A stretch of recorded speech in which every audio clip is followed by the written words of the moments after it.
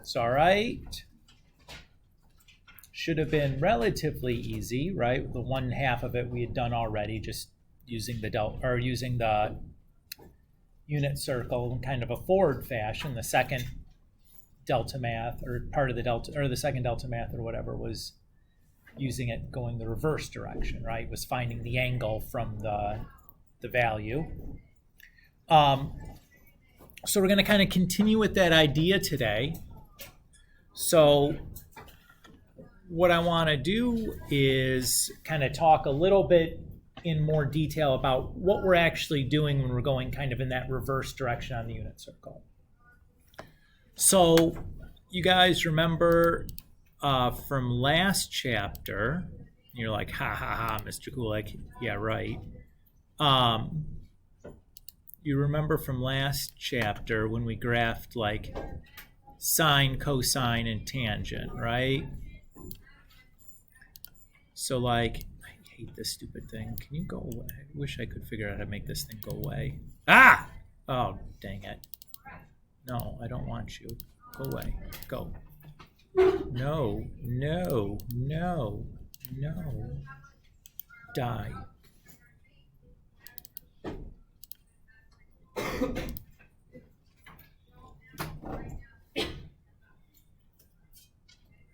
Ah.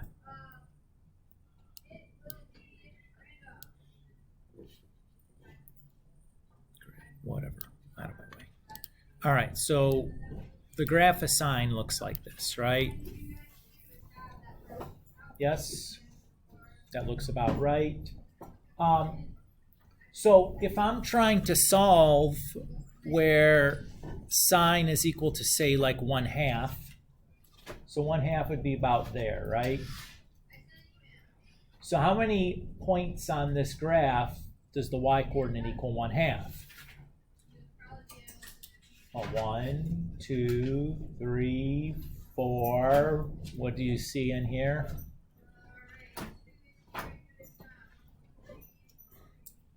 Be 5, 6, 7, 8, like 9, 10. Where am I going to? Infinitely many, right? Because, you know, like you remember last year in your Algebra 2 class how like when you guys talked about inverses, like inverse functions. And if I wanted to like draw the graph of the inverse for sine, like I kind of reflect it across that line y equals x. And what I'd get is this as my result. This would be like the sine inverse function. Or the sine inverse. What do you notice about this, though? What's inconvenient about this guy?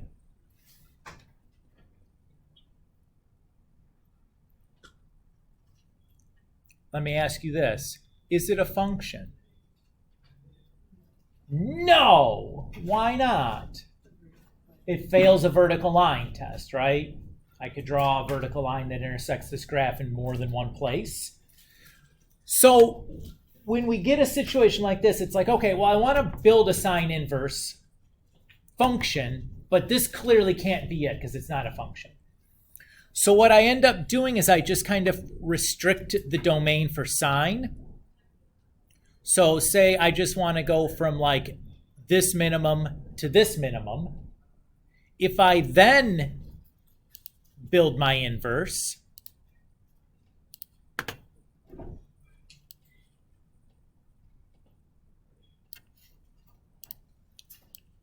I end up with just that like one little section of it.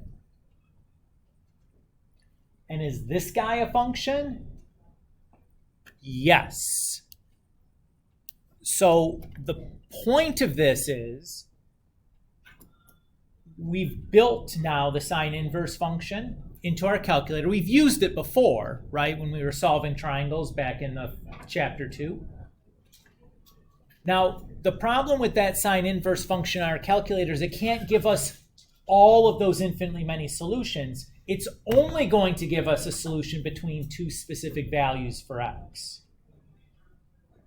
So we're going to have to do a little bit of like manipulation to get any answer other than the one inside of that very specific range of values. So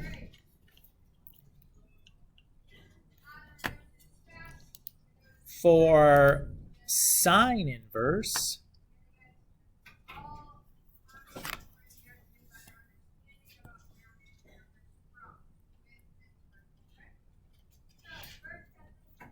let's say y equals. So the domain here is going to go from -1 to 1, and the range is going to go from -π/2 to +π/2.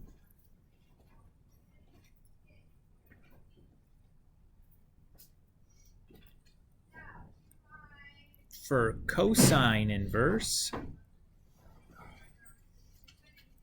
the domain is also from -1 to 1, and the range this time is going to go from 0 to pi.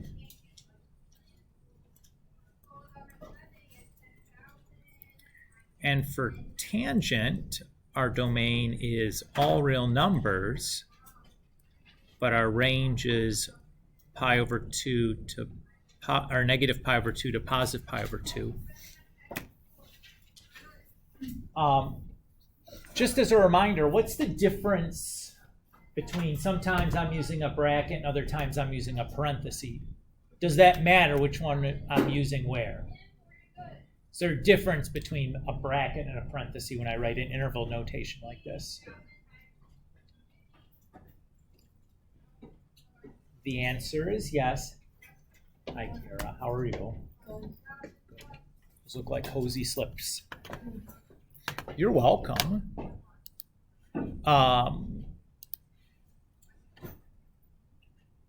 There is a difference, to answer your question. Does anybody remember what that difference is? That's the million-dollar question right now. Right? Does anybody remember what the difference between a bracket and a parenthesis is when we write an interval notation like this? Yeah, that's essentially the right answer. Good job, Nicole. So if I have bracket -π/2 comma +π/2 bracket, the bracket means that -π/2 would be included in that set of values, and +π/2 would be included in that set of values, as opposed to the parenthesis, where parenthesis -π/2 comma +π/2 parenthesis is telling us that the -π/2 is not included in that set, and the +π/2 is not included in that set. So if you translate this to, say, an inequality here, this is like -π/2 less than or equal to x, like it's a range, I guess we should say y, less than or equal to π/2. And over here it would be like -π/2 strictly less than y, less than +π/2. Is everybody okay with that? Again, just trying to refresh. I'm sure at one point, you knew that, but that one point was a long time ago. So just wanting to go back and refresh ourselves on that.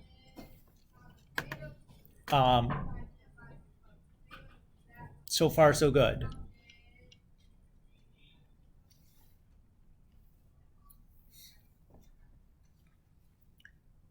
So let's kind of talk through some specific details. Now that we kind of established that. So let's say that we ask for the exact value of sine inverse of -1/2.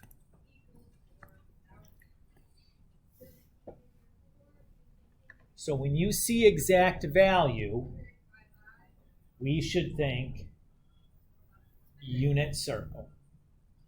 Whenever I read on one of these, find the exact value for something that involves sine, cosine, or tangent, we should be thinking unit circle.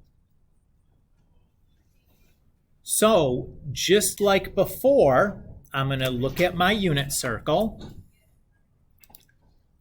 If anybody needs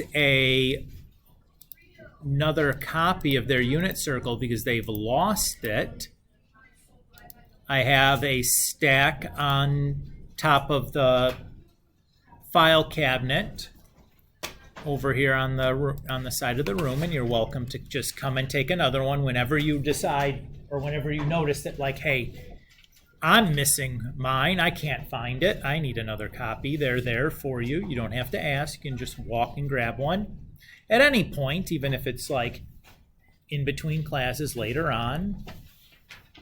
But that's something you'll need to hang on to. So if you don't have yours still, make sure you grab a new copy at some point today.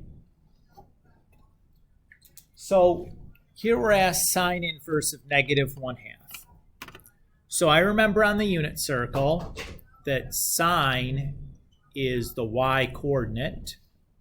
So I'm looking for places where sine is -1/2. So far, so good. So I go along my unit circle and I look and I see, okay, there's one spot and there's the other spot. So my answer would be 7 pi over 6 or 11 pi over 6. Everybody so far, so good?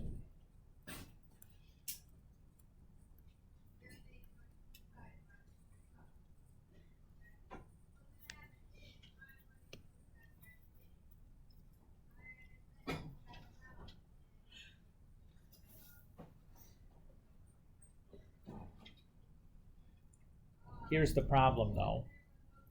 Neither one of these answers are actually correct. Because the range for sine inverse is from -pi over 2 to +pi over 2. And neither of those, 7 pi over 6 and 11 pi over 6, falls inside of that range. Dang it! What am I going to do? Well, I'm going to just look for an angle that's coterminal to 7 pi over 6 and 11 pi over 6 and check to see if it falls in that range. So first thing for me to ask, let's look at 7 pi over 6 to start. Is that too big or too small? I need to find it between pi over 2 and -pi over 2. Is that bigger than pi over 2 or is it smaller than -pi over 2? So 7 pi over 6. Is it bigger than the big end or is it smaller than the small end? Because I'm saying it doesn't fit in between. It's too big, right? 7/6 is a lot bigger than 1/2. Right, if I just think about the coefficients on the pi. So what I'm going to do then is I'll just subtract 2 pi from 7 pi over 6. Now, to do that, what do we need to have?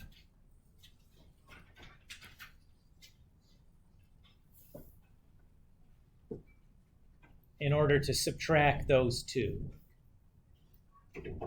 I need a common denominator. What would the common denominator be between 7 pi over 6? And really, let's think about it as 2 pi over 1. That common denominator would be 6. So we'll multiply the top and bottom by 6. So really, I have 7 pi over 6 minus 12 pi over 6. So far, so good. When I subtract the two fractions, how do I subtract two fractions?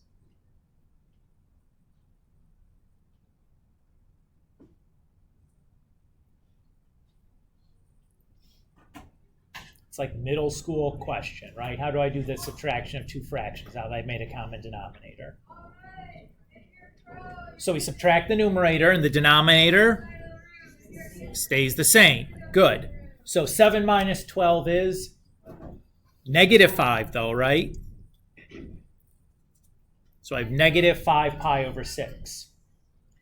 Now, let's look at that. Is that bigger than pi over 2? Definitely not, right? Because it's a negative number. Is it smaller than negative half a pi? Is negative 5/6 less than negative a half? Yes, right? It's more negative. Negative 5/6 is almost negative 1. It's definitely more than negative a half. So guess what? Not the answer we're looking for. This was too small still.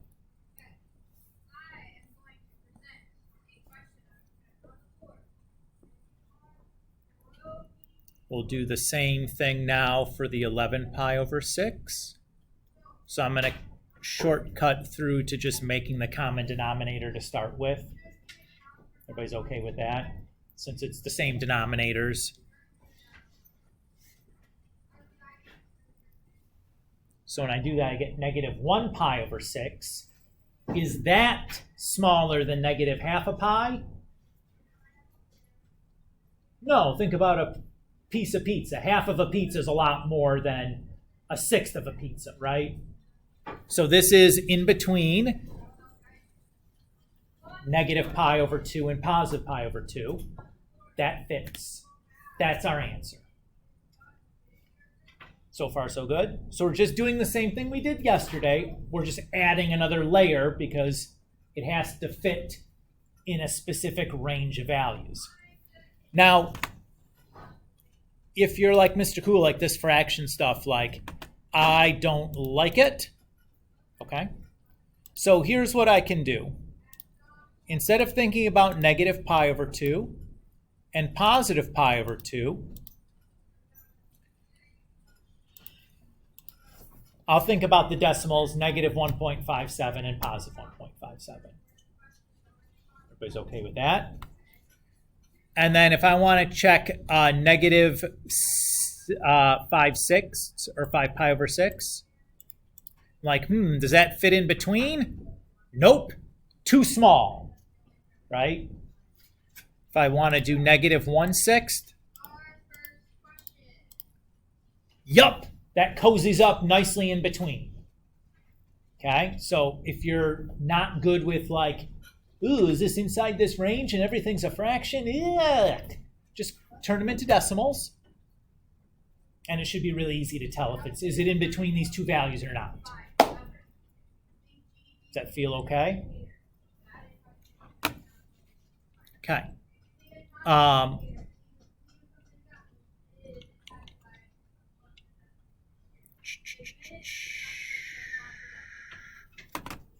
What happens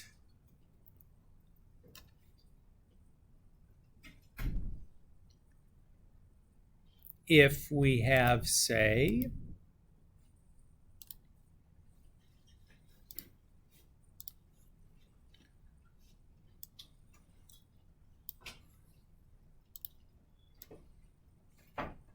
a problem like this?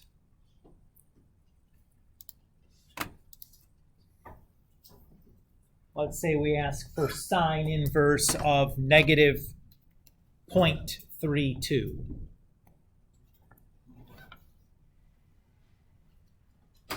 Notice here the instructions say using your calculator, but I could look at this problem and know it was going to be a calculator problem straight from the get-go. The only problems I can use the unit circle on are ones that have unit circle values.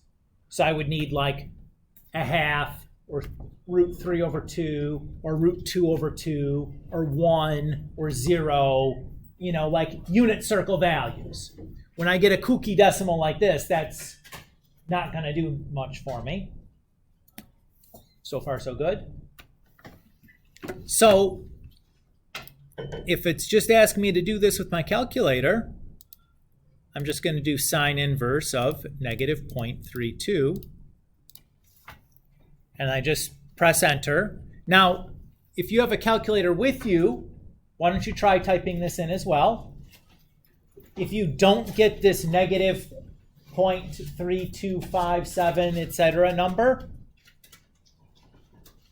and you get something that's like, you know, like, was it probably going to be like 35 point something or another, something like that? What? 18? Yeah. Okay, great. What's the problem if you're getting like a number like that? You're in the wrong mode. What mode should your calculator be in to do this? Radian mode. So if you got like that 18 number, like Matthew said, let's make sure we change our mode so that it's in radians. And then if you try it again, I think everything will work. So far, so good? Okay.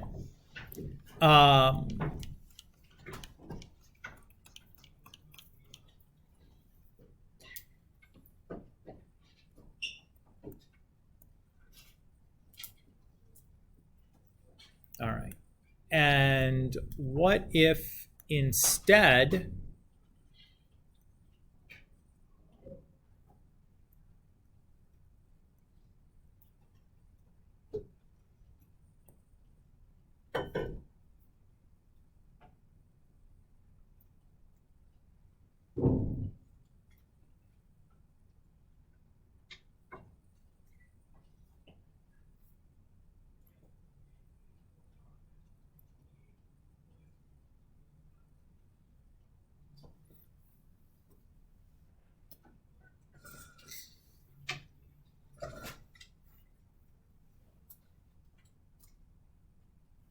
So what if instead of saying just find sine inverse of negative 0.32, what if we're asked you to solve for theta, and here we say sine theta equals negative 0.32, and the theta we want is between pi over 2 and 3 pi over 2.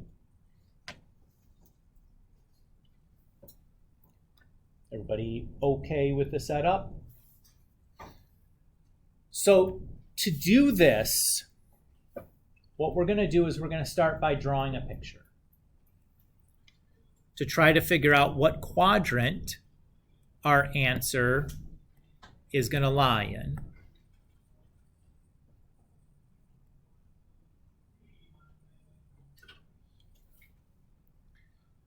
So remember that every 90 degrees is the same thing as a pi over 2, correct? And when we count our angles on the unit circle, which way do we go? If we're counting positively, we go counterclockwise, right? So that's 0. That's pi over 2. That's pi. That's 3 pi over 2. So my answer needs to lie somewhere in one of those two quadrants. Is everybody okay with how I figured that piece out? What I'm going to do now is I'm going to narrow this answer down to one of those two quadrants. The way I'm going to do that is I'm going to look here and go, I see that sine theta is also 0 or less than 0. It's a negative value. If I remember all silly turtles crawl, sine is also negative in quadrants 3 and 4. Remember, the letters tell you where the things are positive at.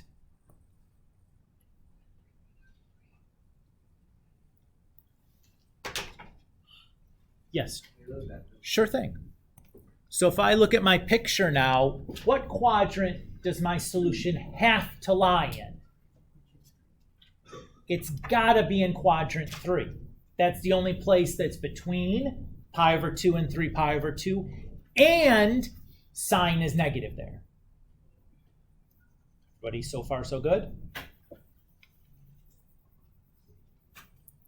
So that's the angle theta that I'm looking for. And it doesn't really matter like where I draw that terminal side in quadrant 3. I'm just putting it somewhere in there. I usually kind of just stick it somewhere in the middle, whatever. It doesn't really matter to us. So far, so good. Now, when I look at this theta, when I see this, what I want to do is I want to rewrite theta in terms of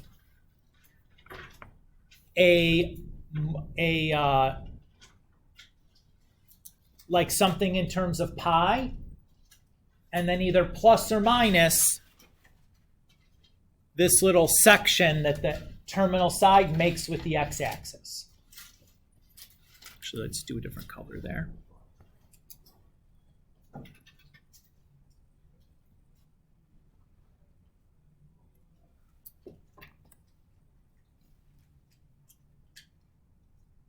So I'm going to call that angle alpha. And alpha is going to be the, in our case, is going to be sine inverse of the absolute value of 0.32. So it's always going to be using an absolute value here to find our alpha. Alpha is always just going to be this function inverse of the absolute value of whatever the number is. So far, so good. So if I look at my theta now, so I go from 0 to here, how far is that?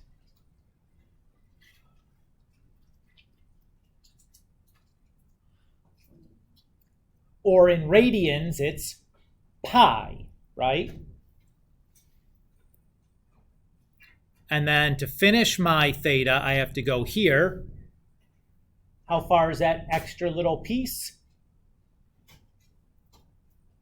We're going alpha more. So it's a theta equals pi plus alpha. So into my calculator, I'm going to type pi plus sine inverse absolute value 0.32.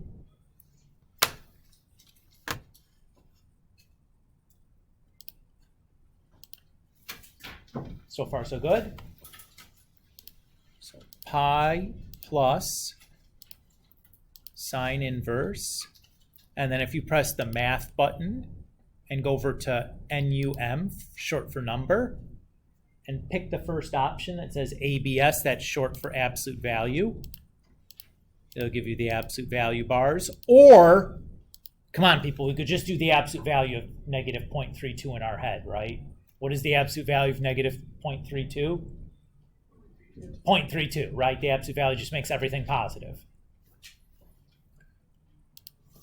So I do that and I get 3.46 or 3.47. Let's just round it to 2 decimal places. So that should be my answer. Let's check this now, okay? Show you how to check your answers. Because there's no reason we should ever get a problem like this wrong, because they are all eminently checkable. First thing I'm going to check is make sure that when I plug my solution in for theta, I do get negative 0.32. So I'm going to check that first. I'm going to use my calculator to do that. So I'm going to do sine of my answer. So if you press second and the negative sign, it'll give you that answer command, which is just the last thing the calculator output. When I do that, I do get negative 0.32, so we're good there. That's 1/2 of my check. The second half of my check needs to be, is that 3.47 in between pi over 2 and 3 pi over 2? So I'll go into my calculator. Well, pi over 2 is 0.57. 3.47 is definitely bigger than that. So we're good on that end. And then we'll check 3 pi over 2. 3.47 is less than 4.71. So we're good on that end. So I know my answer is correct. It satisfies the equation and is in the given interval. Feel good? Okay. Let's do another example of this, because this is probably the most difficult piece of this chapter, is doing something like this. So let's go ahead and do this a couple more times. Sound good? Okay. And then I need to look to see if I need to do other stuff too.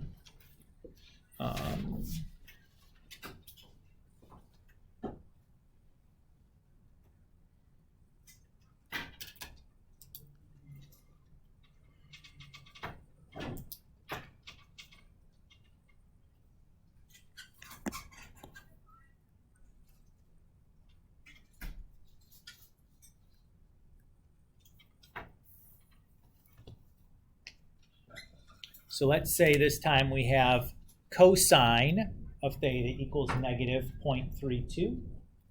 And the solution we want needs to be between pi and 2 pi. So we start by drawing our picture. So let's draw our picture.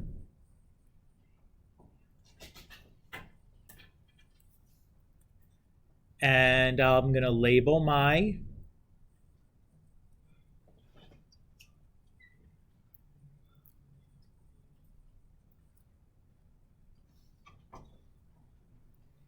axes. Notice that when I got to 0, I crossed it out and wrote 2 pi. If I had to keep going every time I go by, I'm just going to cross out the old one and replace it with the new one. So if I want the section of this between 0 and 2 pi, we're looking at quadrants 3 and 4, right?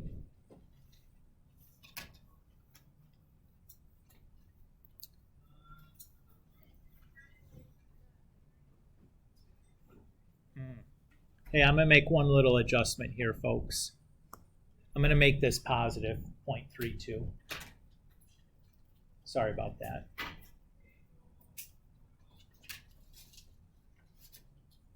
It was supposed to be negative on the previous one. I'm just adjusting this to be positive. Next thing I look at is I look at what quadrant has cosine positive. So where was cosine positive? If I do all silly turtles crawl, cosine is positive in quadrants 1 for all, and then 4 for cosine.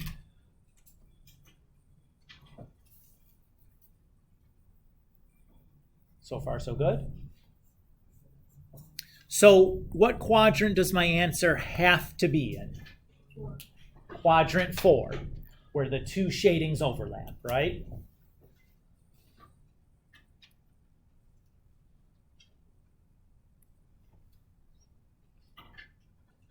So that's my theta.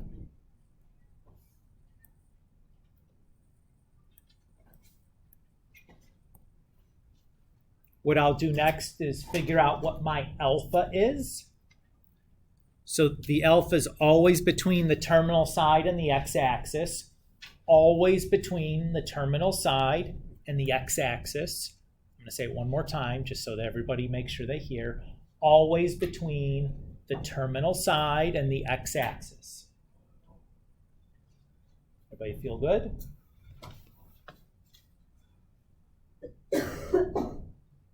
So there's my alpha. To calculate alpha, then, I'm going to do cosine inverse of the absolute value, 0.32.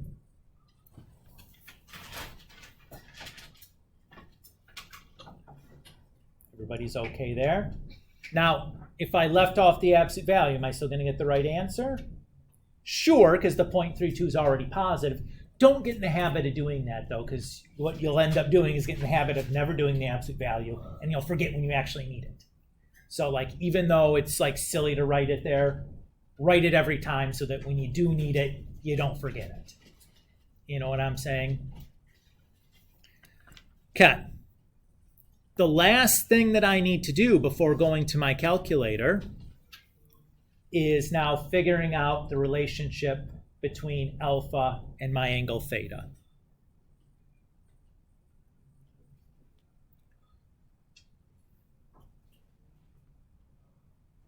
So if I look at theta, I'm going to think about this a little bit differently, because if I tried to go just to here, the first one in terms of pi before I get to alpha, I don't know this section right here, right? So instead of thinking about it that way, what I'm going to do is I'm going to think about going too far and then taking alpha back and then coming back a little bit. Does that make sense to you guys?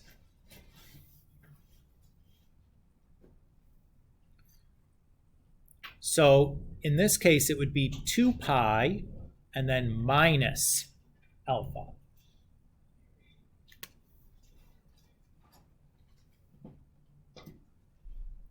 You guys see that?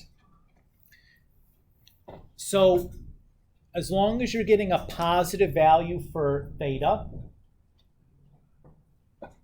it'll be adding if you pass the x-axis and then you get to your terminal side. It'll be subtracting if you pass the y-axis and then get to the terminal side. Right? So notice in this problem here, when we drew our theta, the last axis we passed was the y-axis. Here we'll be subtracting. In the previous problem, the last axis we pass is the x-axis. In that case, you'll be adding. If you have a negative solution, we'll do one of those in a second, it's reversed. So, now that I have my equation for theta written, all I need to do is type this into my calculator. So why don't you join me in doing that if you have your calculator out and you've been following along. We'll do 2 pi minus alpha. And this time I'm going to not type the absolute value into my calculator. I'm always going to write on my sheet of paper. But goodness gracious, like having to just jump through all those menus and find the absolute value symbols, like I can do the absolute value in my head, Mr. Kulik, I got it. Understood. So 5.04 will be my approximate solution.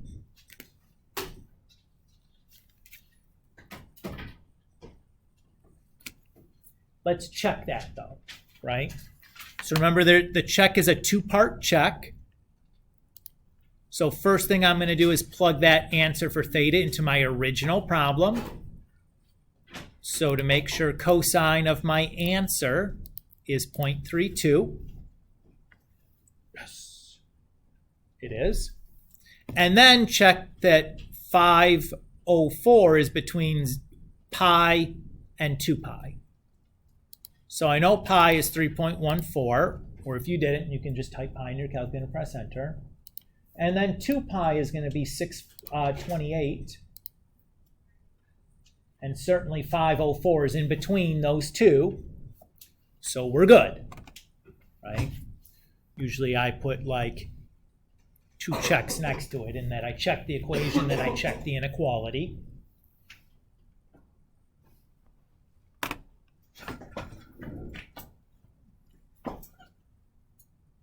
How do you guys feel so far, so good?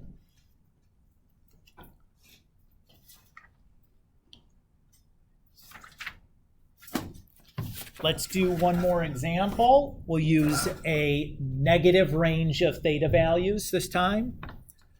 And then I think we should be all set.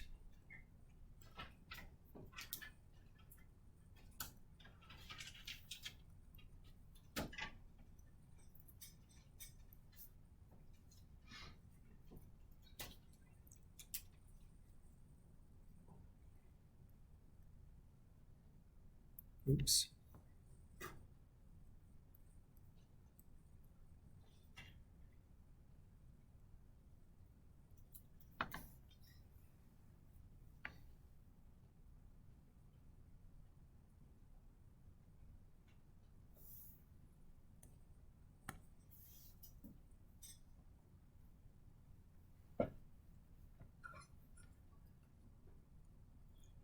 So far, so good.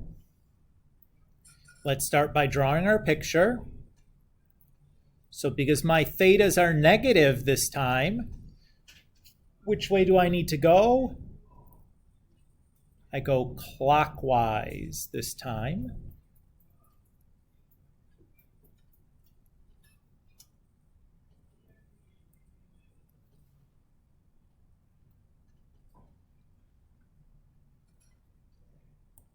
And I see that from negative pi over 2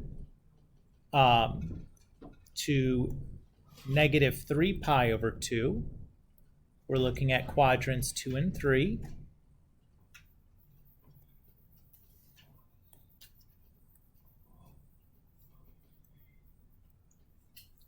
Since tangent is positive, if I do all silly turtles crawl, tangent is positive in quadrant A for all, and then T for tangent. So my solution should lie in quadrant 3.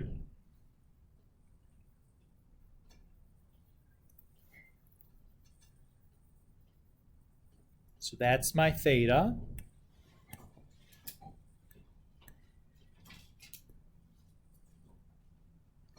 This is my alpha.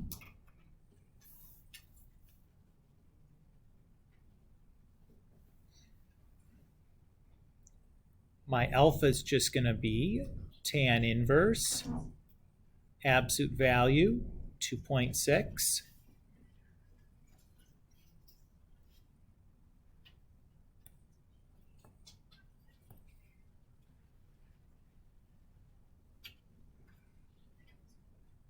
Okay.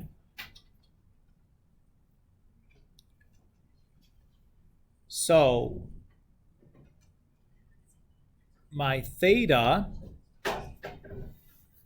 if theta was positive, since the last axis I passed was a y-axis, I would think subtraction. However, since theta is negative, it's flipped. So my theta should be the last axis I passed. I'm sorry, should be negative pi plus alpha. So instead of adding here, we're subtracting. And just as a reminder here that this is always going to be like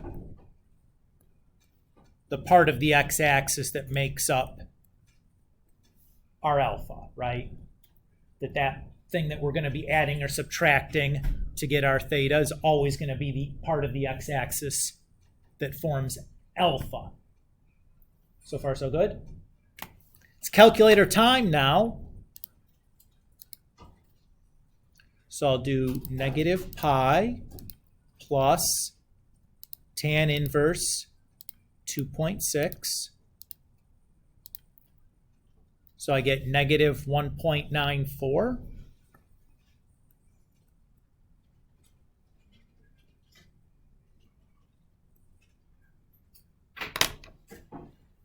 And then let's check that. So first thing I'll do is tangent of my answer. Make sure I get the 2.6. I do. Splendid. Next thing I'm going to check is negative 3 pi over 2. So negative 1.94 is definitely bigger than that. Remember that negatives work the reverse direction, right? Like negative 3 is less than negative 1. So just keep that in mind. That sometimes can trip us up a little bit. And then I have negative 1.57. So it's our answer is less than that. So we're definitely in between, right? Our answer is more than negative 4.7 and less than negative 1.57. So we are good to go. What do you guys think?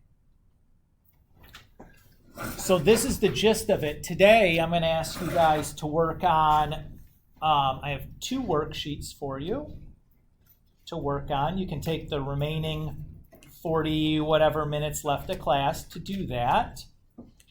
Both of these 2 worksheets are going to be done essentially using this exact same process. One worksheet will be using your calculator to do the inverses. The other worksheet, same process, but when it comes to doing your inverse, you're going to use the unit circle. So it'll be like the first example, and then this second set of 3 examples. Is that okay? Okay. So I'm going to hand out the worksheet 1 here first. This is the unit circle 1. Again, you can start with either sheet. It doesn't matter to me. But we're going to just spend the rest of our time here in class just kind of plugging away at these things. Try to build some more class time in for you guys to work on stuff so you can ask questions if you're getting stuck or hung up on something. Allow you to collaborate a little bit with one another, learn from each other. But that's the plan.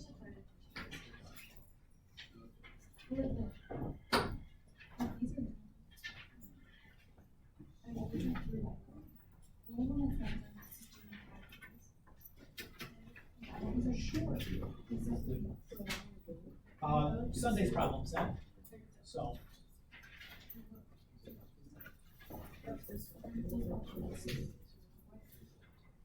I would suspect you can finish at least one of these inside of class right now. Absolutely. And likely both of them, if you're working diligently. I don't think that's a stretch. They're not terribly long. And the unit circle 1 is quite quick once you kind of get the hang of it. So the process on the unit circle 1 is a bit quicker. You just need to look up the values from the unit circle and just be adding or subtracting 2 highs from them. Dealing with the fraction piece is probably the worst part of it. But they should be pretty okay.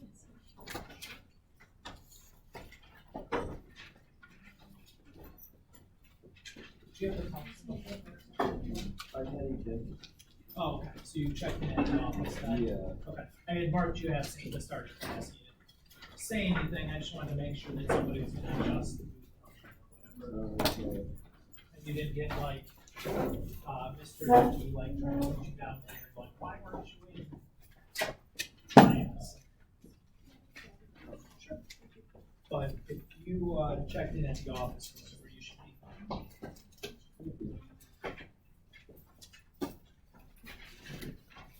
All right. Just gonna put this down. There.